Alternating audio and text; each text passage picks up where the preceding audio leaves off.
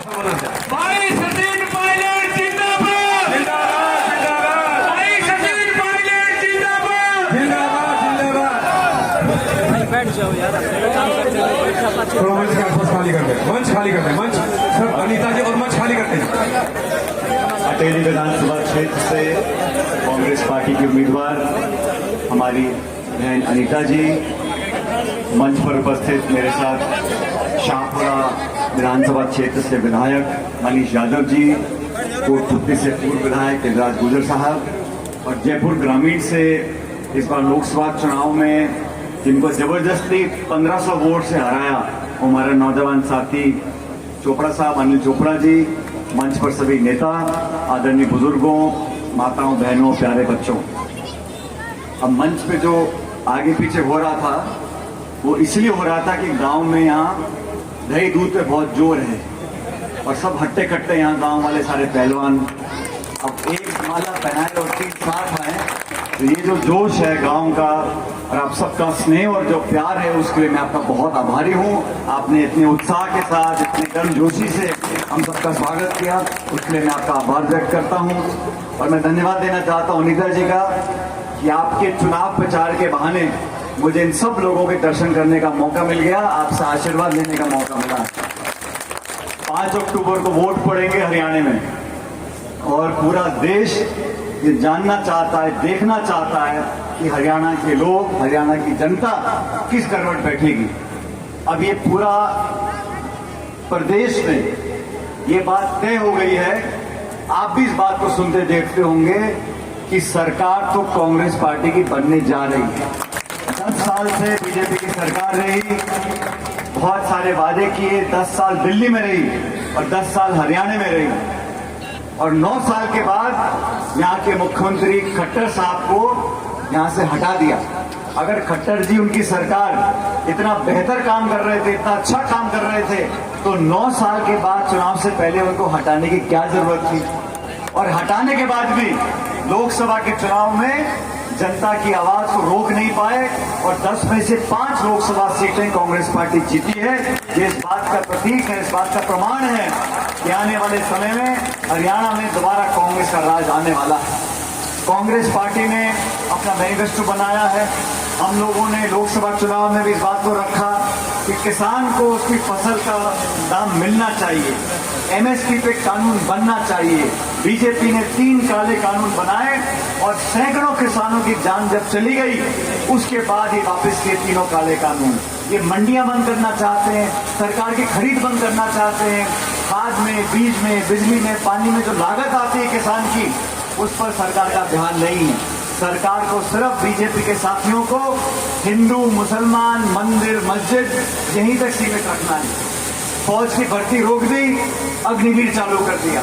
ये अग्निवीर मतलब खुद तो 10 साल राज कर लिया, 5 साल और मांग रहे हैं, खुद के लिए 15 साल और 18-19 साल का लड़का लड़की जो फौज में जाना चाहते हैं उनके लिए 4 साल।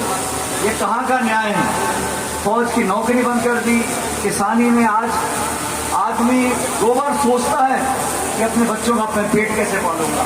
ये हालात बना दिए, महंगाई हो, बेरोजगारी हो, उद्योग हो, निवेश हो, बिजली हो, सड़क हो, पानी हो। बीजेपी सरकारों का एक ही दायित्व है कि सत्ता में आ जाओ, लोगों में विभाजन करो। लेकिन हरियाणा के 36 कौम के लोग इस बात को समझ गए हैं कि आने वाला समय कांग्रेस का है। सरकार जब कांग्रेस की बनेगी, शासन कांग्रेस का आएगा, राज कांग्रेस का आएगा, तो हमारे उम्मीदवार अगर यहाँ से जीतकर जाएंगी तो अटेली का सही में विकास हो सकेगा। मैं आप लोगों से निवेदन करने आया हूँ, अभी चुनाव में समय है, बहुत से लोग, और मैंने पूछा अनीता जी से गाड़ी में, मैंने भाई कौन कौन चुनाव लड़ रहे हैं। आजकल तो पार्टी घनी हो गई ना, इतने सारे दल, इतने सारे नेता, इतने चुनाव लड़ रहे हैं। ये सब चुनाव इसलिए लड़ रहे हैं कि हमारी कांग्रेस पार्टी के कुछ वोट कम हो जाए। ये चुनाव सीधा बीजेपी कांग्रेस का चुनाव है और आप लोग अपनी वोट खराब ना करें। जिसका राज बन रहा है, जिसका शासन आने वाला है, 10 साल मौका देके देख लिया, जनता त्रस्त है और ये बदलाव है। ये इस राजनीति की एक हकीकत है कि बदलाव होने जा रहा है। जब 8 तारीख को मतगणना होगी तो भारी बहुमत के साथ हरियाणा में कांग्रेस का शासन आने वाला है। इसलिए मैं आपसे निवेदन करता हूं जी ने कहा ये चुनाव सिर्फ अनीता जी दोबारा विधानसभा चली जाए इस बात का नहीं। पहले भी आपने आशीर्वाद दिया, पहले भी आपकी सेवा करी डेली में, लेकिन ये चुनाव इस बार जनता का चुनाव है, ये चुनाव बदलाव का चुनाव है, ये चुनाव नई सरकार बनाने का चुनाव है। इसलिए कृपया करके 36 कौम के लोग, हर जाति बिरादरी धर्म के साथियों से मैं निवेदन करना चाहता हूं कि पार्टी को देख लें, नीतियों को देख लें, पृष्ठभूमि को देख लें, काम को देख लें। 10 साल सरकार कांग्रेस की रही, फिर 10 साल जनता ने बीजेपी को मौका दिया। दोनों के दोनों कार्यकाल को आप देख लो, किस कार्यकाल में आपको जनता को किसान को लगा कि मेरी सरकार है। आज यहाँ कितने मंत्री हैं, कितने संतरी को जानता नहीं। ध्रुवीकरण कर धर्म के नाम पर वोट लेकर सरकार बनाना अलग है, लेकिन सत्ता में बैठकर किसान की सुध लेना, नौजवान को नौकरी देना, ये करना मुश्किल काम है। ये बदलाव होने जा रहा है और आज मैं धन्यवाद देता हूं खड़गे साहब का, राहुल गांधी जी का, कि हम सब ने मिलकर दोबारा अनीता जी को यहां से उम्मीदवार बनाया है, आपके भरोसे पर बनाया है। इसलिए कृपया करके आसपास के क्षेत्र के सब लोगों से निवेदन करना चाहता हूं, इस परिवार ने भरपूर आपकी सेवा करी है, आगे आप मौका दोगे तो सरकार में अहम भूमिका निभाने जा रही हैं और आपके आशीर्वाद से जीतकर जाएंगी तो आपके क्षेत्र में सभी तरह का विकास के जो काम अब तक नहीं हो पाए हैं उन सब कामों को करेंगे। और ये सिर्फ हरियाणा की बात नहीं है, बगल में राजस्थान है, वहां पर ही 25 लोकसभा की सीटें हैं और बीजेपी वाले बोलते थे कि 25-0, हरियाणा में 10-0, यहाँ पे तो आ गई हमारी 5 और राजस्थान में हम लोग 11 सीटें जीत कर आए हैं। सरकार बीजेपी की है, सरकार हरियाणा में बीजेपी की है, बावजूद उसके पैसा, सत्ता, धन बल सब कुछ करने के बाद। और आप जानते हो बीजेपी की सरकार की क्या नीतियां हैं। ये ऐसे लोग हैं विपक्ष के नेताओं को दबाव में लाने के लिए तमाम एजेंसी का दुरुपयोग कर रहे हैं, इनकम टैक्स को, ईडी को, सीबीआई का तमाम दुरुपयोग करके विपक्ष के नेताओं के चरित्र को हनन कर उनकी छवि को खराब कर ये लोग इस प्रकार की राजनीति करना चाहते हैं। हम लोग भी सरकार में रहे, कभी आपने सुना कि मनमोहन सिंह जी के समय ऐसी बात उठी हो कि संविधान में संशोधन हो जाएगा, हमारे दलित भाई बहनों का आरक्षण से खिलवाड़ होगा। ये जो भ्रम पैदा हुआ है ये इसलिए हुआ है कि भाजपा की सोच है कि संविधान को बदल दो। ये 400 पार का राग क्यों लाभ रहे थे भाई? सरकार बनाने के लिए 272 चाहिए लोकसभा में सांसद, इनको 400 क्यों चाहिए थे? क्योंकि ये चाहते थे कि कुछ ना कुछ ऐसा खेल खेलें कि आरक्षण और संविधान में जो अम्बेडकर साहब ने संविधान बनाया था उसमें छेड़छाड़ करना चाहते थे। इसीलिए हमको सचेत रहना है। देश में लोकतंत्र जरूरी है, देश की जमहूरियत में यहाँ पे जनता का विश्वास है। ये तानाशाही, ये घमंड, ये अड़ियलपना, आपस में टकराव करा देना, लोगों को झगड़ा करवा देना, तनाव पैदा करना, ये हमारे लिए अच्छी बात नहीं है। जहाँ अमन होगा, प्यार मोहब्बत चैन होगा, वहीं खुशहाली आएगी, वहीं विकास होगा।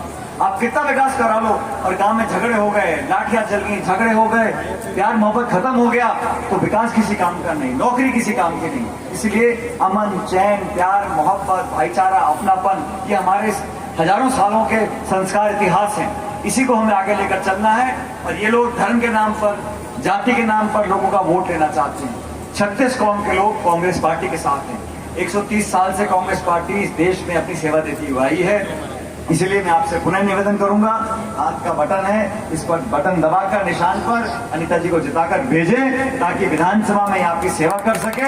और हरियाणा में मैं तो कहता हूँ, मुझे पत्रकार ने पूछा, मैं भी यहाँ रेवाड़ी में था, उन्होंने साहब ये जीत कैसी होगी? मैंने कोई बड़ी बात नहीं है, जब से हरियाणा प्रदेश बना है तब से लेके अब तक हो सकता है कि कांग्रेस के इतिहास की सबसे बड़ी जीत इस बार होने वाली है। बहुत बड़ी बात नहीं है। इसके लोग आक्रोश में बदलाव चाहते हैं, आप लोग भी इस बदलाव का हिस्सा बने और हाथ के निशान पर बटन दबाकर अनीता जी को अपना विधायक बनाएं। आपकी बहन, आपकी बेटी बनकर यहाँ पर आपकी सेवा करेंगी।